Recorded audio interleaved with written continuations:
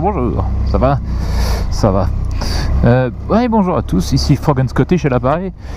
Donc on va se balader un petit peu, on va descendre un truc qui s'appelle Leithwalk. Et entre temps je vais aussi vous parler du Brexit Power Grab. Alors le Brexit Power Grab, qu'est-ce que c'est? Vous serez certainement au courant que en Écosse on a un gouvernement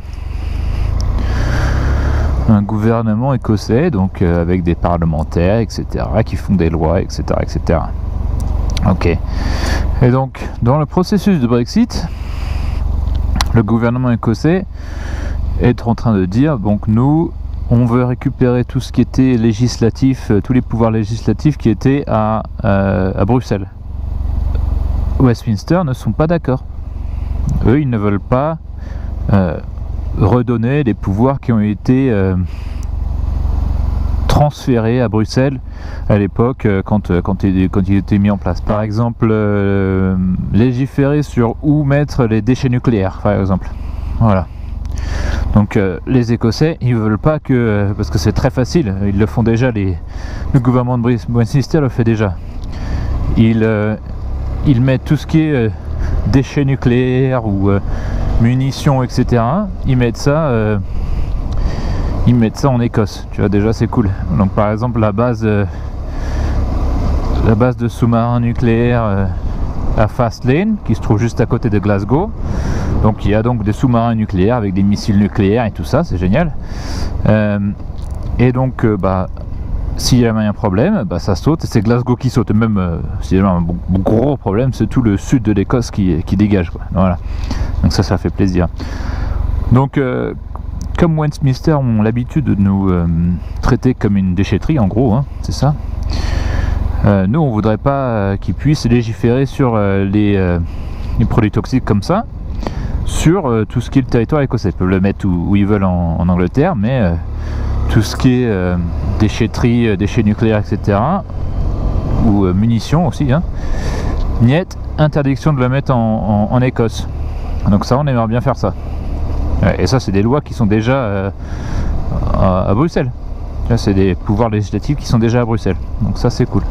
Donc c'est ça qu'on voudrait récupérer. Tout ce qui est... D'ailleurs, moi, je vais aller là. Hop. Bonjour, pardon. Oups, là. Ouais, j'ai fait pareil, donc je vais pas violer. Ouais, tout ce qui est forage, le fracking. Voilà. Donc c'est l'exploration fracking, tout ça. Donc pour le moment, ça c'est géré au niveau européen, mais les Écossais, ils voudraient pas que ça soit géré qu'au niveau de Westminster, parce que qu'est-ce qu'ils font Westminster? Ils nous vendent tout ce qui est à nous, tous nos terrains. Donc le fracking, c'est un truc absolument abominable en termes écologiques, etc. Donc nous, on veut pas que ça affecte notre eau, parce que sinon, s'il n'y a plus d'eau, il n'y a plus de whisky. Bonjour, Suzuki. Bonjour. Suzuki Basket. Suzuki Basket, pas de gants. Il y a aussi ça. Ouais, donc le fracking, par exemple, est aussi quelque chose qui serait dans les mains de Westminster, qui donc n'a aucun intérêt, qui a un dédain particulier pour l'Écosse. Donc du coup c'est risqué de laisser Westminster décider de ce choses-là, parce qu'ils n'ont pas l'intérêt de l'Écosse en tête. C'est ça qui est important dans le message de l'indépendance de l'Écosse. C'est ça, c'est que Westminster n'a pas l'intérêt premier de l'Écosse, alors que le gouvernement de Holyrood, lui, il l'a. Lui, il travaille pour les... qu'est-ce qu'il fait? Qu'est-ce qu'on fait? Qu'est-ce qui se passe? D'accord. Donc oui, le gouvernement d'Holyrood, lui, il travaille pour nous, pour l'Écosse. Et pour le moment, donc avec le peu, entre guillemets, de moyens qu'ils ont, ils font un bon boulot, je pense, parce qu'ils protègent notre sécurité sociale, la sécurité sociale locale, qui performe beaucoup mieux que celle dans le sud. Donc on a des chiffres tous les mois sur niveau d'attente quand on arrive aux urgences. Donc le gouvernement de Westminster a décidé que NHS England n'ont pas besoin de publier les chiffres avant l'année prochaine. Mais NHS Scotland, eux, ils publient leurs chiffres et ils disent qu'il y a bien sûr des niveaux d'attente. Donc c'est un niveau d'attente entre guillemets acceptable. Je n'ai pas les chiffres en tête. Je peux vous donner les chiffres après. Donc ils peuvent donner... il y a une attente acceptable. Mais eux, ils donnent les chiffres. Et ils sont accusés donc, par la presse, la BBC entre autres.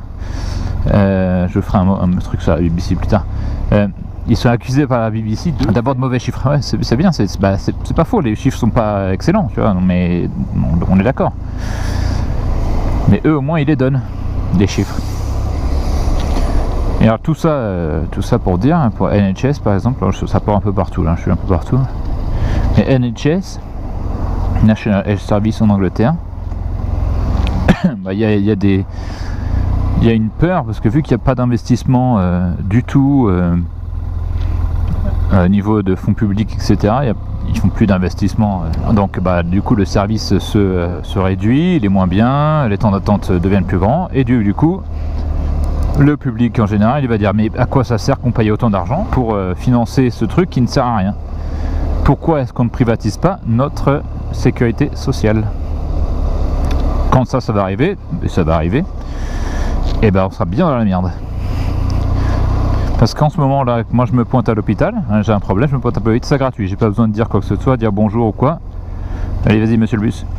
J'ai pas besoin de dire quoi que ce soit, j'y vais, c'est gratis. Oh, même pas besoin de d'aller avoir un complémentaire santé que ce soit, c'est gratuit.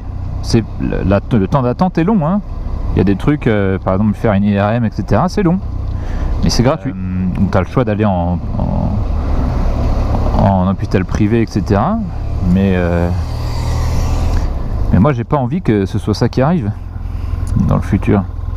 Le statut il est là, donc en Écosse ça va, c'est pas génial mais ça va. En Angleterre c'est de la merde, au Pays de Galles je t'en parle même pas, en Irlande du Nord je ne sais pas. Mais l'inquiétant c'est que à cause du Brexit, il n'y a plus d'infirmières.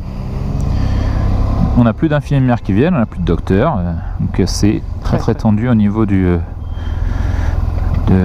ressources humaines. Donc voilà, donc on n'a plus de docteurs, on n'a plus d'infirmières, et ça devient très compliqué à gérer. Donc tu as des hôpitaux qui ferment des branches, qui ferment des lits, donc à quoi ça sert de payer notre NHS si ça ne sert à rien? Et il est là, la rhétorique elle est là, hein, on y est. Donc ouais, donc je pense que Forgan Scottish va faire du tourisme et aussi on va faire des petites notes d'information un peu comme celle-là. Je pense que ça peut être utile pour que vous sachiez un petit peu ce qui se passe au niveau de l'Écosse, comment on s'arrange, qu'est-ce qu'on y fait, politiquement où on en est, etc. etc.